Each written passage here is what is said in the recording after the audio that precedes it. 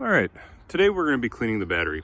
When we work on our vehicles and the demo videos that I show you, it's either going to be my 98 Ranger or a 2006 Corolla. So for this one, we're going to be using the Ranger. The first thing that we want to do is we want to pop the hood. And if you've never done that before in your car, you're going to be able to find some levers underneath. That one's my brake release. If you find anything that has a little hood like that, you pull on that and that's going to release your hood lock. So we come around to the front, and underneath there's going to be a small lever that you're going to have to pull. All the models are different, but you're going to have to find underneath where you can either pull to the side. Some of them will pull up. But for this one, it's going to be a pull to the side to be able to unlock that.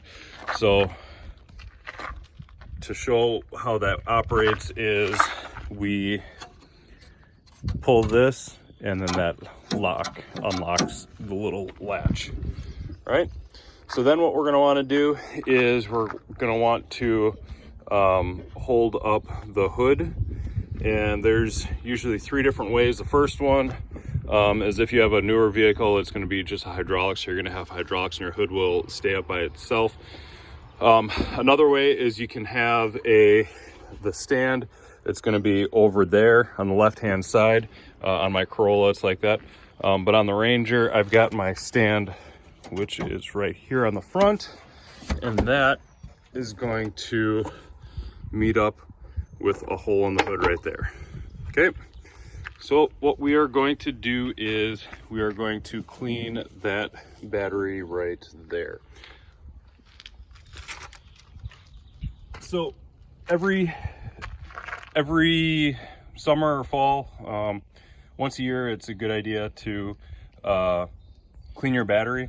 What can happen is if you have an older battery, you'll be able to see some corrosion on the terminals over here.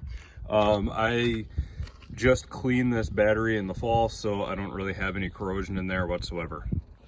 To be able to do this, you're going to need 3 things. You're going to need some baking soda, you're going to need a bucket of water, and you are going to need a wire brush or a toothbrush. Use an old toothbrush if you don't have a wire brush, and if you use your toothbrush, please don't ever use it again. So what happens is these terminals can corrode and some of the battery acid can leak out. So what we need to do is we need to use baking soda to neutralize and clean that acid off. So the first thing we're going to want to do is pour just a little bit of water on here to get any of the extra gunk off that you may have. The second thing that you're going to want to do is you're going to want to dump the baking soda on top of your terminals. That's going to do 2 things for you. That's going to neutralize the battery acid, or any battery acid or corrosion that could be coming out of there. And if you know anything about like homemade household cleaners, baking soda is a fantastic cleaner because it neutralizes a lot of stuff, and it also the grains are able to scrub it. So what I'm going to do is I am just going to scrub these. Mine terminals were already pretty clean because I just cleaned these this fall on all my vehicles, so I really don't have anything with a ton of corrosion to show you.